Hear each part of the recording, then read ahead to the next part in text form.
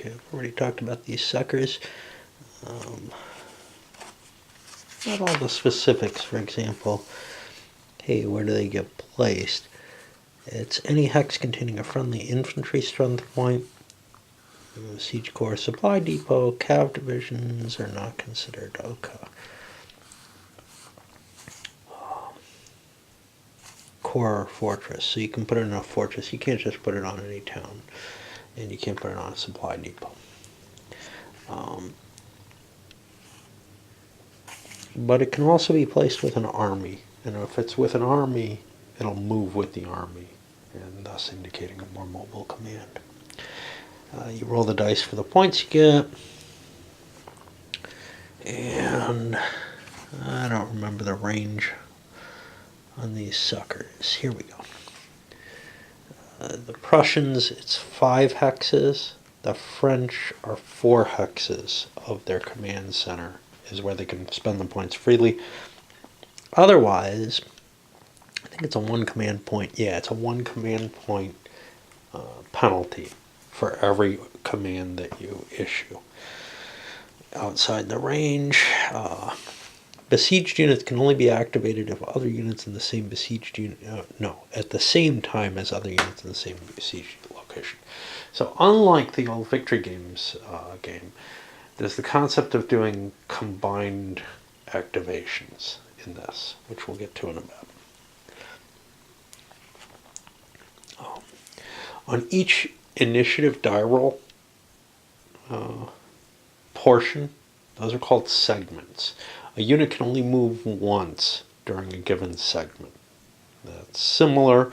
You can move multiple times over the course of a game turn. You can spend all your command points and initiative points through the game turn on one unit, basically, in this, actually. Because the theater boundaries aren't as, restrictive. But you've got to do it on different impulses. We talked about the initiative. We talked about the combined die roll use table. Just trying to go a little bit more distance through here.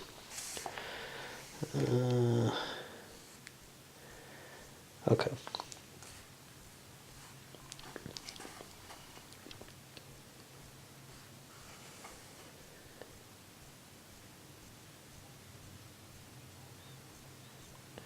So here they have when a non-initiative player has finished expending all the required IPs, or if they've expended all their CPs and available SPs, you check to see if the action phase ends. Now, my understanding was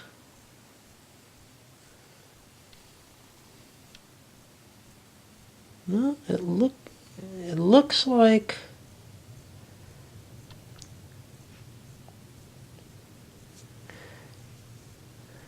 see, this is the rule that confuses me here. So, first the player selects an action, takes it under play. If the player's segment has not ended, the player selects another action following the same procedure. The initiative player must spend a minimum of 1 CP and or enter at least 1 SP, if they have them. If they fail to do this, the opposing player deducts 1 CP from any of the initiative player's markers. If they're at 0, then they deduct an SP.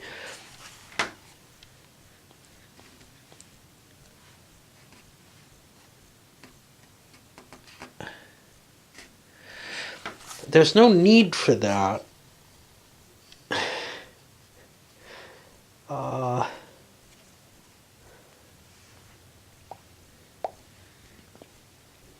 that's why I thought that rule is why I thought that you don't actually have to fill out the full quantity of initiative points, but I'm not sure that's the case.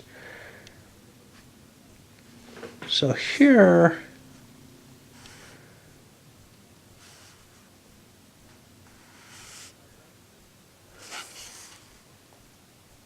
all the required IPs. Okay.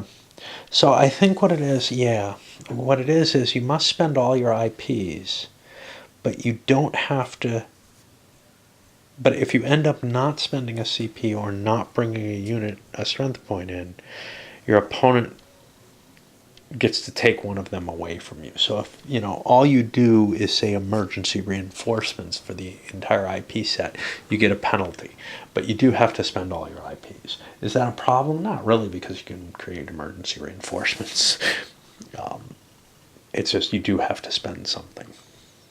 So essentially it means the same thing. You don't really have to spend any of your command points, because there are things that don't cost you command points, that just cost you IPs, that you can do. And if both sides have spent all their CPs and have no SPs, strength points available, the action phase will end. And you don't worry about any formations, leader, or siege guns that haven't been entered yet. The action phase can also end through ties on the command table phase. But, like I said, there's a limit. You have to do at least 2 segments played. I don't think there's a victory point. Let's see. Oh, yeah. So use on the command table gives a victory point modifier. So if you go to one of those last spaces, there will be a modifier for the victory points.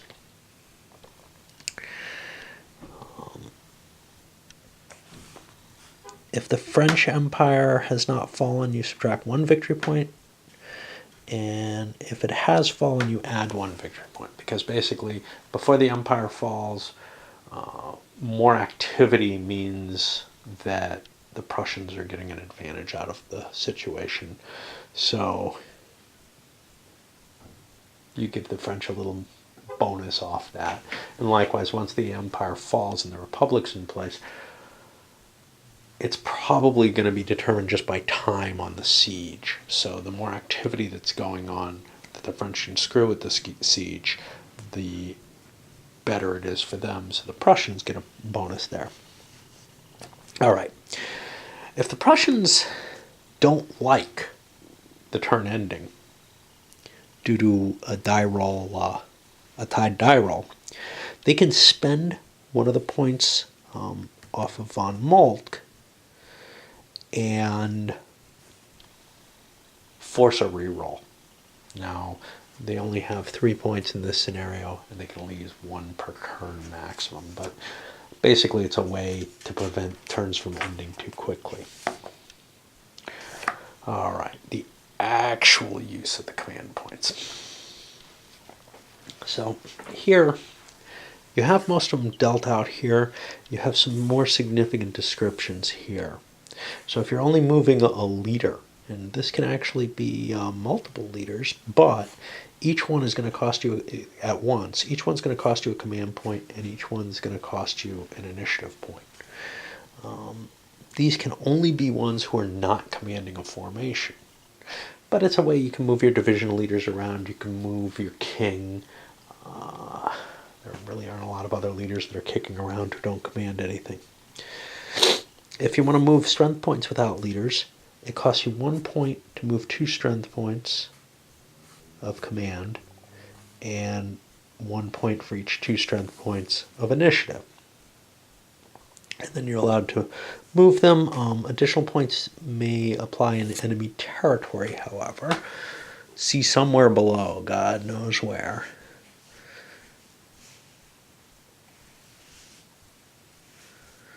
Yeah, I don't know where that's going to be.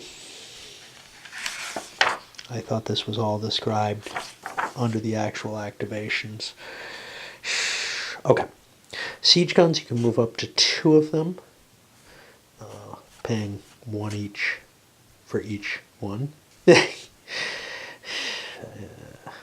Activate and move division leaders who have up to 3 strength points under their command. So this gives you a little better deal. It's 1 point of CP and IP for each. And then you're allowed to move them. Are there any restrictions here? It doesn't look like they're talking about any restrictions inside unfriendly territory. So I don't know what that's going to be. That should be written in here, but it isn't, because it sounds like it's not a prohibition, but rather a penalty in terms of how much you pay for the individual units. You can move cav divisions on their own. You can activate multiple ones at once, but they cannot, right? Cannot be combined with any other types of activations. Okay, you could activate a core. This is one per core. You can combine core, I believe, if you're, if you do this, they all have to be the same or adjacent hex if you combine them. Cav all have to be in the same hex. Okay. You can move an army without attachments. This is just the army counter itself. So if it has any core attached to it in the same hex, you're going to have to leave those behind. But you, nope, there.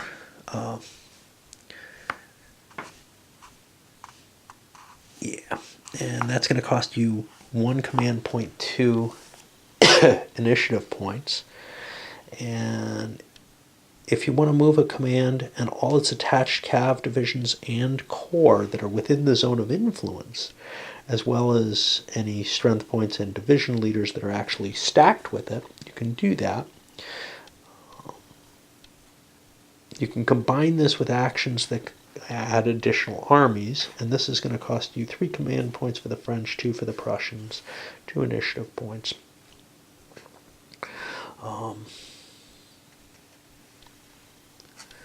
The division leader just has to be in the zone of influence of the army to be. Wait, is that combined? Yeah. So the division leader can be combined in. If he's stacked with it, I believe he can be used for free because it says contained division leaders. If he's... Oh, those are the cav divisions. So infantry division leaders who are in the zone of influence, you have to pay for separately, even if they're stacked with. So then you have Army plus Cav Division combined activation. Each additional Cav Division you pay 1 command point, but a lot of IPs, which is a fairly expensive cost. It's more than it would be to pay the Cav Divisions on their own. But these are cav divisions that aren't attached to the army, okay? If you wanted to move the ones that are attached to the army, you can move them here.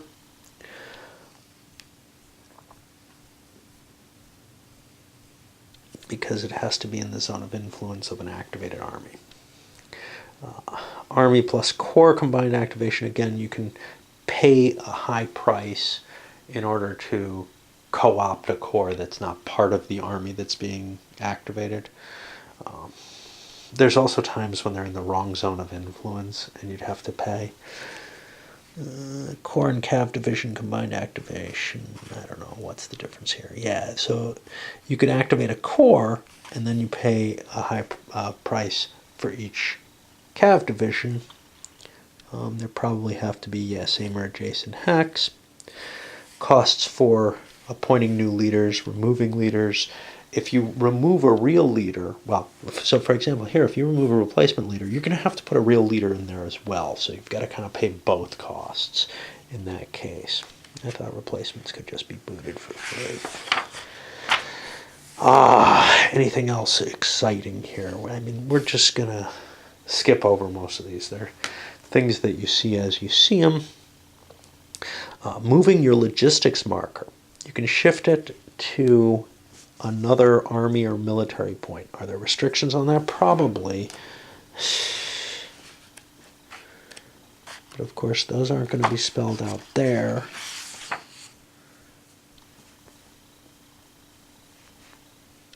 I don't know. Relocation. Looks like you can place it anywhere that's legal. You can just fly, and it has a cost, and that's a way of saving yourself costs if your focus of activity isn't where you expected it to be. You can move that, which is really flexible compared to the theaters in Civil War. Of course, there's a lot less space here. Entering command strength points. doesn't cost any command points. It costs 1 initiative point for each SP that you enter legitimately. Creating a new army costs you command points, though. Creating new corps costs less, but creating emergency SPs just costs initiative points. Some of the other stuff, removing demoralization. So if you're in supply, in movement supply, you're able to pay a command point IP cost to remove the demoralization effect. You can use the CP cost will be the same as it would be for moving the unit, and you can combine this, apparently.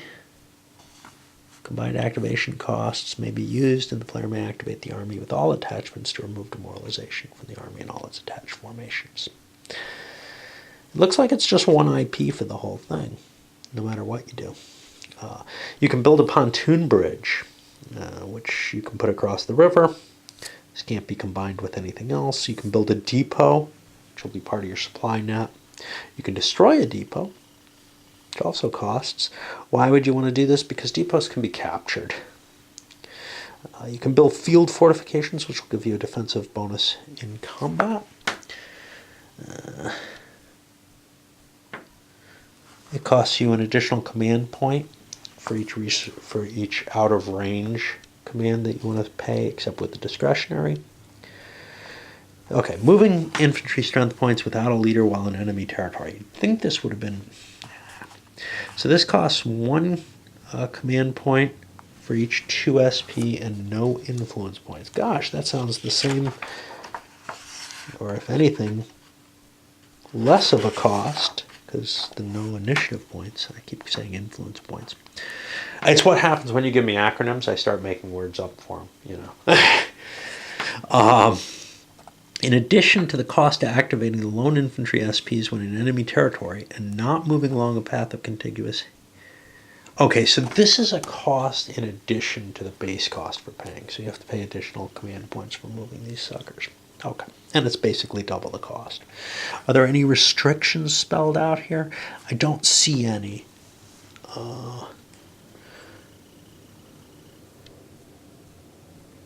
Doesn't look like you can't attack or something. Star Leader has a penalty. If you're a besieged force, you have an additional penalty for using that. Okay, the idea of a combined activation. When you combine moving several pieces at once, and this isn't something that the original game had a problem with, essentially you have to pulse their movement. And that's really all this rule is about. So what it means is you spend 1 movement point to move, you know, let's say you have 4 movement points to move each of your stacks. Well, each unit moves 1 movement point worth of movement, each unit moves its 2nd movement point, etc. If you're moving into a hex that costs multiple movement points, you're not eligible to be reacted against until you actually succeed in making your move, and you kind of build up the movement points to go in there. In order to guarantee that you get forces reaching where they want to reach at the same time, because combat is caused by entering into a hex, and the game pauses for that, you can stand still in a hex and spend a movement point there. That is eligible for reaction if you do that. So if you're waiting for your forces to arrive, you do get the possibility of generating a reaction call. We'll do supply tomorrow. Oh boy. It's not often I allow myself any coffee anymore. It's kind of a treat at this point. Alright, the supply rolls. So there's 2 times you need to check supply in this game. One is just before you're going to move in general, but, well, there's more than 2 times. There's 2 types of supply. There's movement and combat supply. Movement supply is generally checked just before you move, but there are some other special circumstances where you do check it.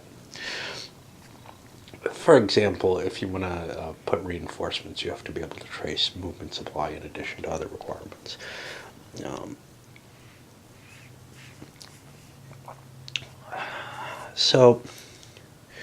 And then you also have to make a check right before combat whether or not you're in supply.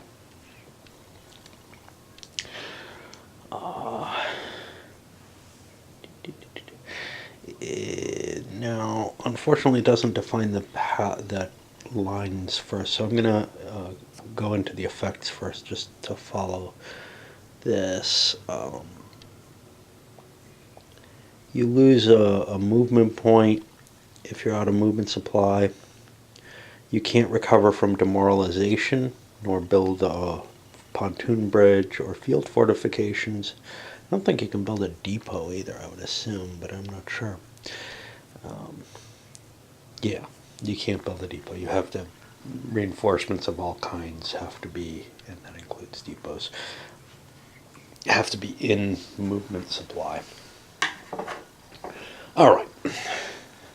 And so those are all things that you do when you pay for an activation or when you take an activation action.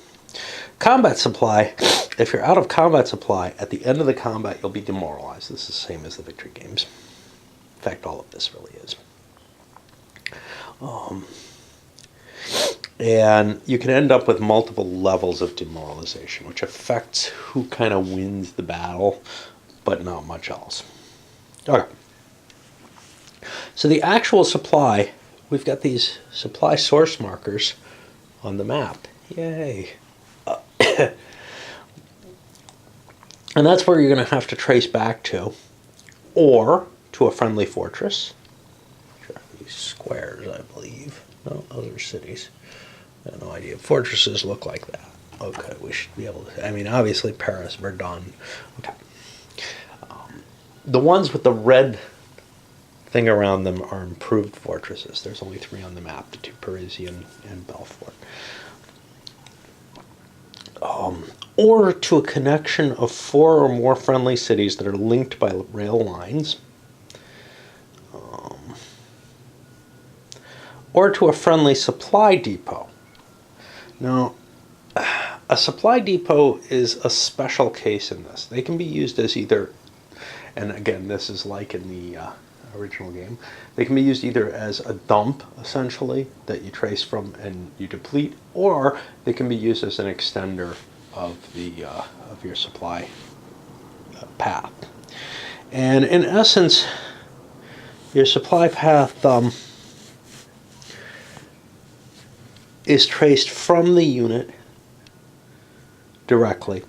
Then it can be traced along a set of depot connections, and finally it can be traced along a rail path back to the final supply source. It doesn't have to take all those steps. You can't trace through enemy units. You can't trace through an enemy zone of through an enemy cavalry zone of influence. Nor prohibited terrain, nor an enemy controlled city.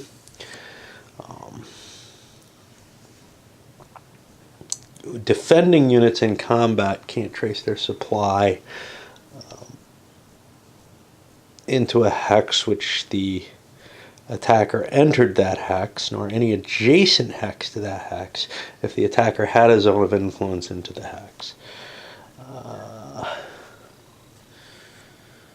Okay, so the unit supply path, that's going to be based on the nationality of the unit, and this is listed in the pack. Great.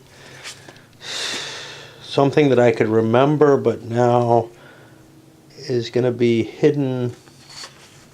Since it's not in the rules, it's going to be harder to find, actually. Because, what am I looking up when I'm looking up supply rules? Well, I probably am looking up the distance and some other interesting stuff. I probably don't need this in here. But where I certainly do need it is here. Here we go. Okay, well, it's more complicated, so maybe I do need it. So Prussian armies and corps have a 4-hex range. Prussian cavalry divisions or strength points on their own, or Bavarian corps have 3. Yeah. So this is going to be another factor that I'm going to have to be constantly looking up, I would guess. There's so many different variations on it. It would be bad enough, or it is bad enough, that we have a differentiation by nationality of the player. But to start differentiating by the type of command that's there, and whether or not it's a Bavarian unit, this, that, and the other. Is it necessary? I don't know. You know, there's certain levels of detail that they're definitely trying to capture here, but man, they're putting too much of a burden on the player when they start doing that, and that's been the philosophy throughout this game, as compared to the original Civil War game.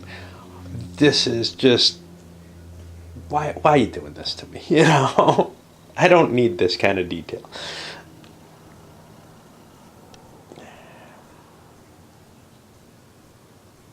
It would be believable without all of it. That's all I'm saying. All right. So then the railway supply path, that's going to be an unlimited trace, but it can't be broken.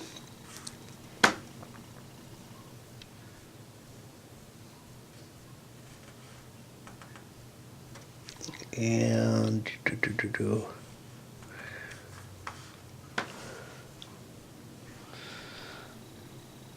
now, you are allowed... No. A hex containing an enemy fortress is not friendly controlled even if the fortress is besieged. You can't trace supply through a fortress that you're besieging.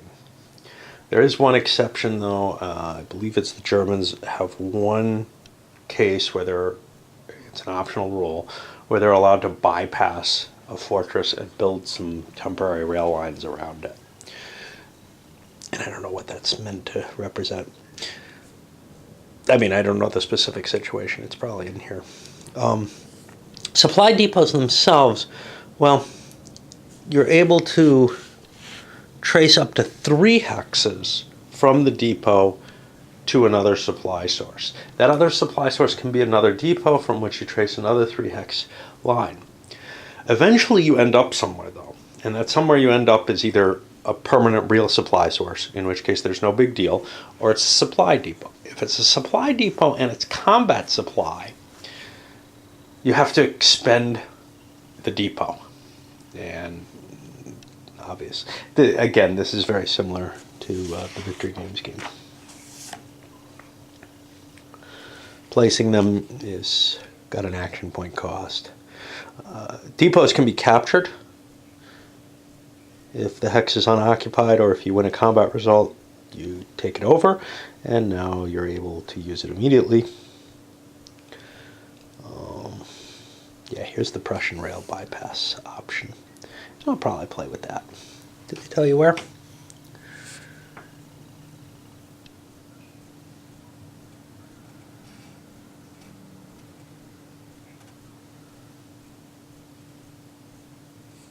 No, it's weird because they're only allowed to do it.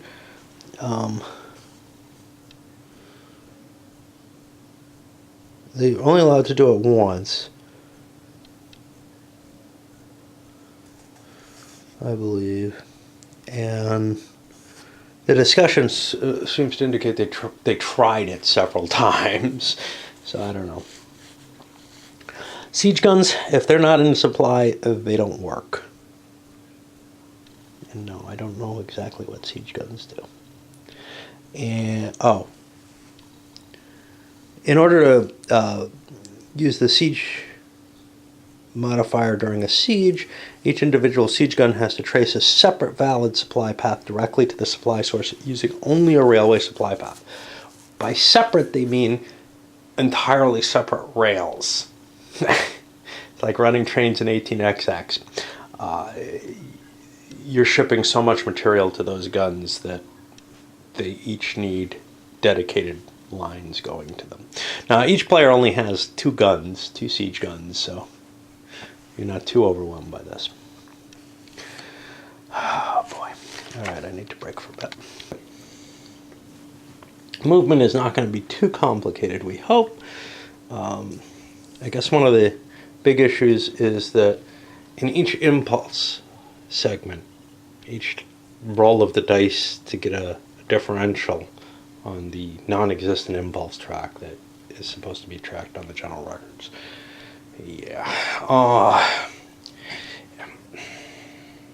there are way too few tracks in this. There's not, there may be way too many in that, but there's a compromise.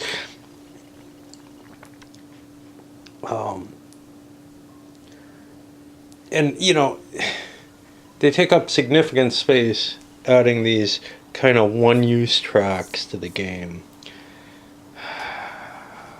when they're much, much more detailed tracks. I mean, that thing you don't really need a track for necessarily even. But the impulse track, you're going to be moving pieces around all the time. That thing you could keep track of with just a counter or something, or on a piece of paper even, and it wouldn't be that onerous. Keeping track of the impulse differential on the general record track is onerous. Okay. So anyway, each unit can only move once during any given segment. If it's moved, you can tilt it or whatever to indicate that if you have a big differential.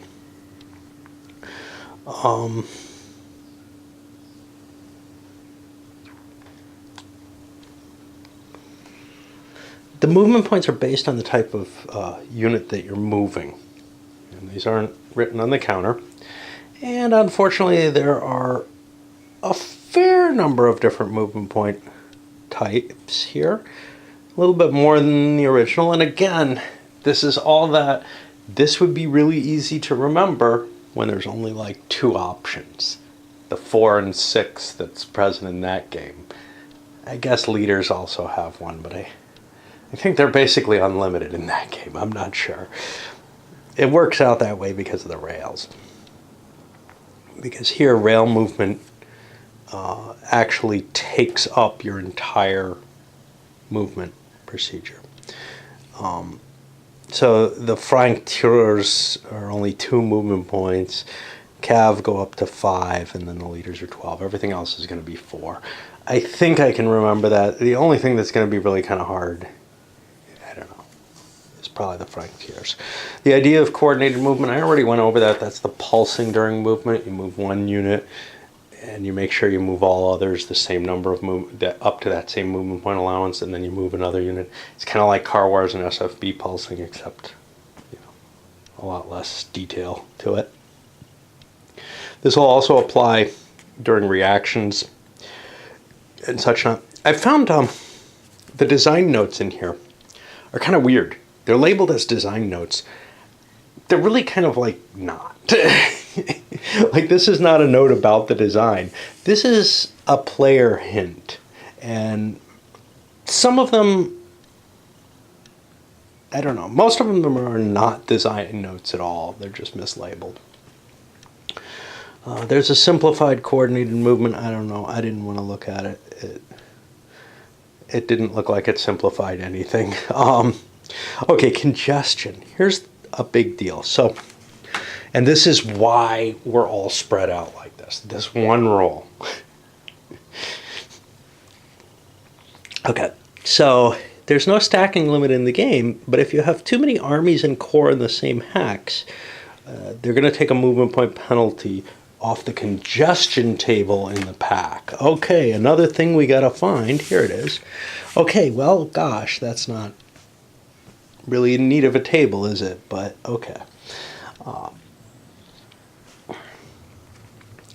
When a moving unit enters a hex, if the number of friendly armies and corps in the hex, including the movement unit, equals 3 or more, the moving unit pays an additional penalty of movement points, and that's listed here. Now, this is, you assess it based on the number of units that will be in that hex after that movement impulse. So, for example, if I've got an army and I've, moving a total of 6 corps or whatever, I'm paying 2 extra movement points for every hex that I move. Otherwise, movement's pretty simple. There should be a terrain effects chart. I remember seeing one. Maybe. I don't know. Who the fuck knows?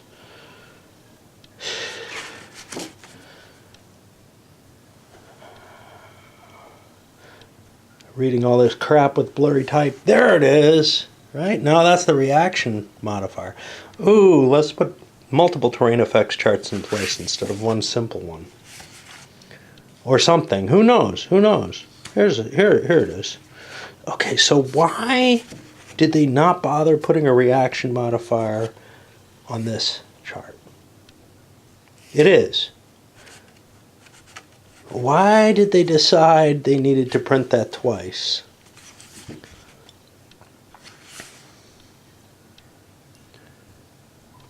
I don't know. This is really not laid out well. Anyway, you've got your simple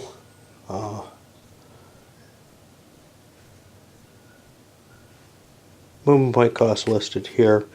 Hex sides are an addition. You got some notes here, so like a major river, 8. This terrain applies its reaction effect. I don't know. Whatever. Okay, I assumed there was something else because you can't cross a major river. Well, that's why it says or prohibited here. Okay, so that or prohibited is a 1. Only cross if you're adjacent to a friendly supply depot, at a rail hex crossing, or adjacent to a friendly pontoon bridge. In all cases, not entering a hex containing a non-besieged enemy fortification. Right. Okay, so we've hit the rule that causes a lot of the additional complexity in this game, and it's not a hard rule, but it just has that effect across the board. And I mean, there's other rules that are based to service it essentially. If you're demoralized, you lose a movement point. You cannot enter a zone of influence of a non-demoralized enemy army that it did not begin the activation or reaction already in. Not quite as restrictive as in the Victory Games one, although the fact that like there are other units that have zones of influence is part of the problem there. Anything exciting here?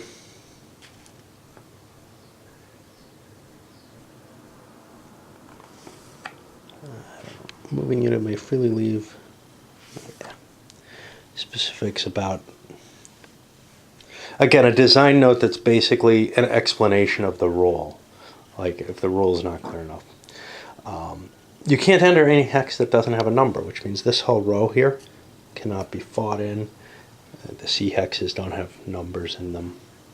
It's an interesting solution to it. You can move into a hex with enemy leaders or siege guns. This immediately eliminates them. When you enter a hex containing an enemy cav division, if the cav division reacts to the movement, it may attempt to interdict the moving unit. Yeah, that'll be special rules under cav. The Franc-Tireurs, if the Prussians enter a hex containing them, they pay an extra movement point penalty. Like I said, you're allowed to sit in place during coordinated movement and spend a movement point to do nothing. Each time you enter a new hex or spend any movement points, the opposing player may get a chance to react to you. There's a couple of off-map boxes. The French have one, which is off the south here. The Germans have one, which is up off the north, up there. There's also the naval invasion box.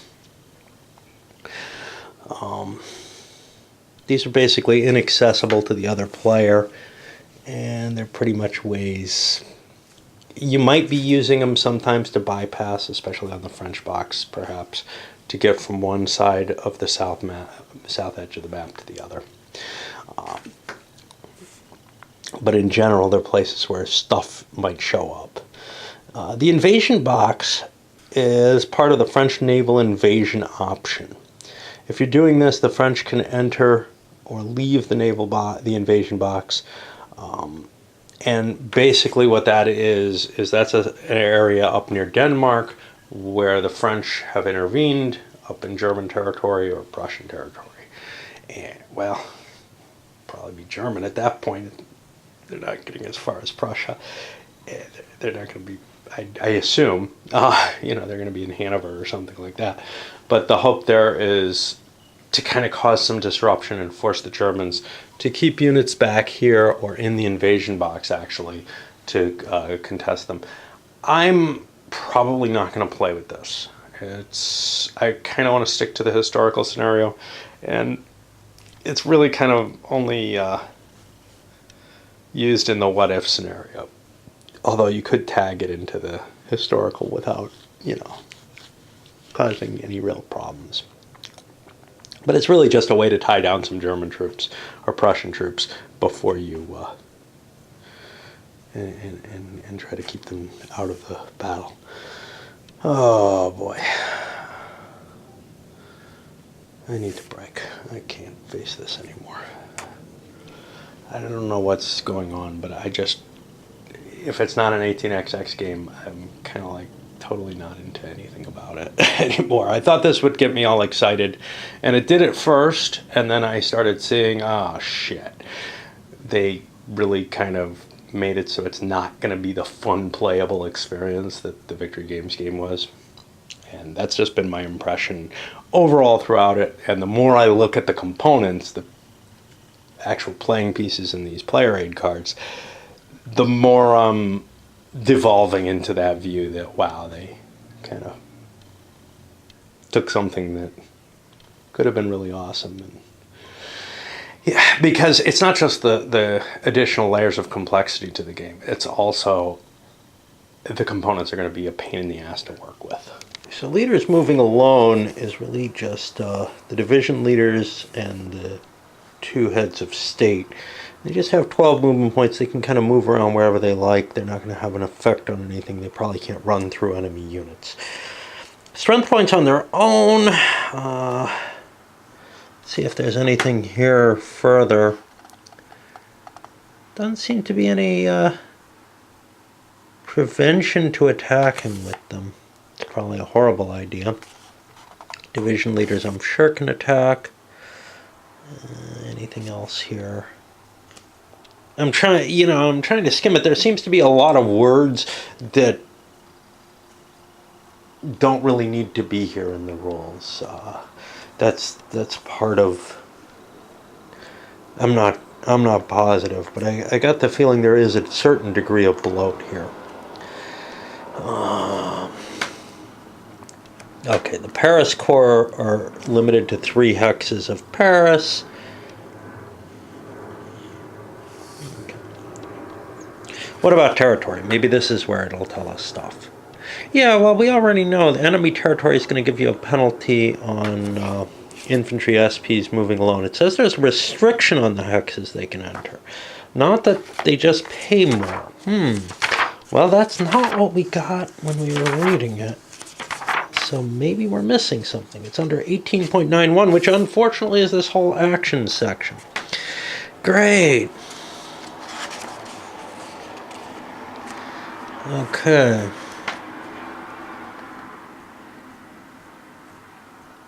Okay. Not entering. Okay. And not moving along a path of continuous rail hexes, which wouldn't be a pain, and or entering an enemy-occupied hex. Is that a prohibition against entering an enemy-occupied hex? It's not clear. The indication would be maybe that you can use friendly territory movement to enter an enemy-occupied hex, though. So I guess it has to be a prohibition, but it's really not worded clearly. So we'll assume there is indeed a restriction, since there's, some evidence of one being here. Ah, God. Alright, I'm too old for this, huh? Okay. It's possible that hexes are neither friendly nor enemy. Those are neutral territory. You can't enter it. Alright, control. So, territory can be friendly or enemy, but it also has a control modifier to it, as it were. So, your friendly territory that's not occupied by an enemy formation or SP is going to be controlled by the player. There are exceptions to that, I think. Well, no, the hex may still be controlled. All hexes in enemy territory that are occupied by at least a friendly formation are going to be considered controlled. All hexes in enemy territory in an uncontested zone of influence of at least one friendly army will be controlled. Okay, so this is interesting. It looks to me like both players control something if it's in a zone of influence of the person who it is not friendly to. That's at least my my reading of this. And all rail lines that are part of a friendly rail net. Now, I don't know if that's control, because again, that would create this dual control situation, which, good God, I don't know. I've got enough trouble with the one instance coming up here. Okay. The sole exception is rail lines. Rail lines to control reverting completely to the owning player. Doesn't say completely, and we'll see what control implies, because maybe this reading is impossible, in which case friendly territory not occupied by a formation or SP may not be a sufficient statement for control. That may just be an error. Okay. Control is transitory and reverts back. Yeah, okay. Rail lines begin controlled by the player who owns the hex and remain controlled by the player until occupied by an enemy army corps or infantry SP, but not other stuff. If the rail line can be added to the side's rail net at that time, then it'll become converted. To be added to the Prussian rail net, you have to be adjacent to the railhead marker. And we've got those here. It's got to be connected back to the railhead marker via a single rail hex side. And it must be able to trace a path of continuous friendly rail hexes back to the Prussian supply source, ignoring any stuff. I don't want to go through the whole list. If these conditions are met, the railhead moves forward, and it can move forward several hexes in one shot. Essentially, there's no timing to this. It happens as needed. French rail net, it has to be a Prussian-controlled rail line, which will probably have the railhead marker, be connected along a single rail hex side to a French-controlled hex, and it must be able to trace back to a French supply source, ignoring certain things. And then the railhead marker will move backwards. Okay, great. Friendly rail lines may extend into and out of a hex containing an enemy fortress only if the fortress is currently besieged. However, you won't be allowed to use that rail line, except with the one optional rule, to bypass. All right. So the fortress will allow you to gain control of the railroad beyond that point, but you can't use any portion of that railroad. And then there's a little bit of ambiguity about that, but it seems pretty clear that you're eventually, once you read all the rules, as opposed to just the ambiguous ones, players may check rail line control at any time.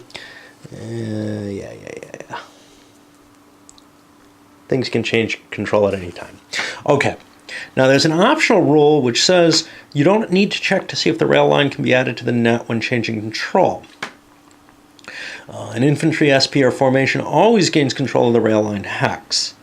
If they're not able to be connected to the rail net, use just a control marker to indicate the hex is controlled by the player. Now this is weird because there was some ambiguity of whether or not the hex is under control or if it's just the rail line. It seems to be that the hex is under control. So you can grab control of a rail hex with that optional rule without extending the rail line.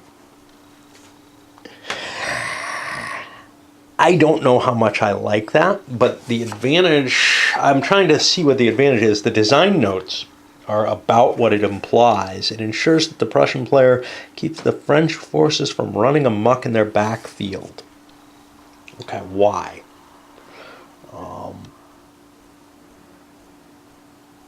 I suppose because you can grab control of rail line and leave that control marker without leaving a garrison behind, that's the only thing that I can really understand, that you don't have to sweep the whole rail line, because if the French are able to connect their rail line, they can make the whole house of cards fall either way. This is a loosening rather than a tightening of the restrictions on how to get a rail line. So I'm a little confused, but okay. A zone of influence is uncontested. Well, we're not worried about uncontested. This is control, just goes no matter what, right? If the hex in question does not contain an enemy force and is not within a zone of influence of an enemy army or cav division. A hex in an uncontested zone of influence is controlled by the army. Okay, well, this is beginning to lead me to believe that the rule is incorrect. That the statement here, no, it says uncontested zone of influence. Good enough. Okay, so yes, so if two zones of influence are hitting each other, that'll revert to just friendly territory, I suppose, because the zone of influence doesn't matter there.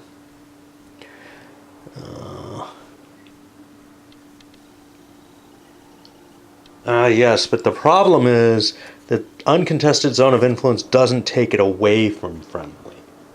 That's where the problem is. Okay, well, whatever. Cav divisions and franc-tireurs. These can control anything except a fortress, and they can't add rail lines to the rail net. The Cav division ZOI can potentially stop hex control and enemy rail movement. And basically what we're going to have to be doing, and I hate this part, but this is part of learning a game, really, is really buckle into these rules as we're trying to figure out where to move. Eventually, I think this will become kind of second nature, but it's going to be difficult to apply these. There's going to be a lot of lookups, and that's going to be painful, and that's definitely going to impact my experience. And the problem is that it fits in with, the narrative I'm coming up with all these charts and everything, but this is something that I can definitely see would become almost second nature as you're playing, if you play enough of it. Hopefully I'll be playing enough of it in one playing for that to be the case. Oh boy. All right, what do we got? 25 more pages to go, something like that. Great. All right, time to take a break. Maybe we'll get to some more today. Okay. Jesus, that's only 9. Wow, this has gone on forever. I think I need to split this into parts. How did this end up so long?